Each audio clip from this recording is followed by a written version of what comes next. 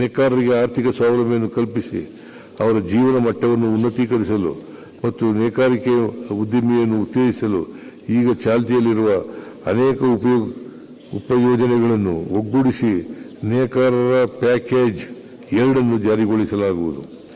ನೇಕಾರರಿಗೆ 1 ರಿಂದ 10 HP ವರೆಗಿನ ವಿದ್ಯುತ್ ಮಗ್ಗಗಳಿಗೆ ಉಚಿತ ವಿದ್ಯುತ್ ನೀಡಲಾಗುತ್ತಿದೆ. 10 HP ಯಿಂದ 20 HP ವರೆಗಿನ ಮಗ್ಗಗಳಿಗೆ ವಿಧಿಸಲಾಗಿದ್ದ ವಿದ್ಯುತ್ ಮಿತಿಯನ್ನು ಸಡಿಲಿಸಿದೆ.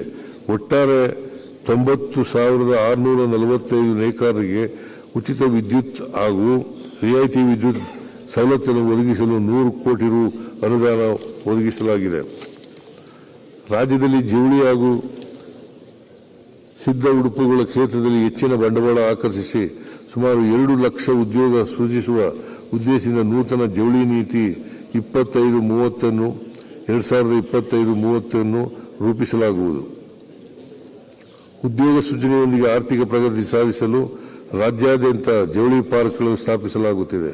ಕಾರ್ಕಳ, ರಾಣೆಬೆನ್ನೂರು, ರಾಯಚೂರು, ಕಡೂರು ಹಾಗೂ ಚಿಕ್ಕಮಗಳೂರಿನಲ್ಲಿ PPP ಮಾದರಿಯಲ್ಲಿ ಹಾಗೂ ಕೇಂದ್ರ ಸರ್ಕಾರದ ಸಹಯೋಗದೊಂದಿಗೆ ಕಲಬುರಗಿಯಲ್ಲಿ PM ಮಿತ್ರ ಜವಳಿ ಪಾರ್ಕ್ ಸ್ಥಾಪಿಸಲಾಗಿದೆ.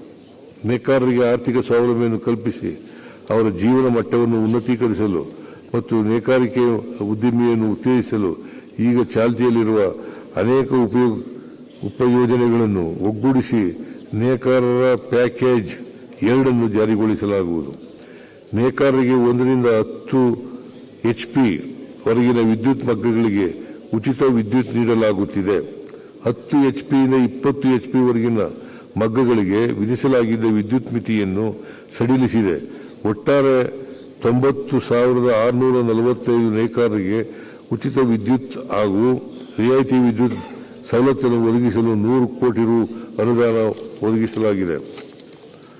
ರಾಜ್ಯದಲ್ಲಿ ಜವಳಿ ಹಾಗೂ ಸಿದ್ಧ ಉಡುಪುಗಳ ಕ್ಷೇತ್ರದಲ್ಲಿ ಹೆಚ್ಚಿನ ಬಂಡವಾಳ ಆಕರ್ಷಿಸಿ ಸುಮಾರು 2 ಲಕ್ಷ ಉದ್ಯೋಗ ಸೃಜಿಸುವ ಉದ್ದೇಶದಿಂದ ನೂತನ ಜವಳಿ ನೀತಿ 2025-30 ರೂಪಿಸಲಾಗುವುದು. ಉದ್ಯೋಗ ಸೃಜನೆಯೊಂದಿಗೆ ಆರ್ಥಿಕ ಪ್ರಗತಿ ಸಾಧಿಸಲು ರಾಜ್ಯಾದ್ಯಂತ ಜವಳಿ ಪಾರ್ಕ್ಗಳನ್ನು ಸ್ಥಾಪಿಸಲಾಗುತ್ತಿದೆ. ಕಾರ್ಕಳ, ರಾಣೆಬೆನ್ನೂರು, ರಾಯಚೂರು, ಕಡೂರು ಹಾಗೂ ಚಿಕ್ಕಮಗಳೂರಿನಲ್ಲಿ PPP ಮಾದರಿಯಲ್ಲಿ ಹಾಗೂ ಕೇಂದ್ರ ಸರ್ಕಾರದ ಸಹಯೋಗದೊಂದಿಗೆ ಕಲಬುರಗಿಯಲ್ಲಿ PM ಮಿತ್ರ ಜವಳಿ ಪಾರ್ಕ್ ಸ್ಥಾಪಿಸಲಾಗಿದೆ.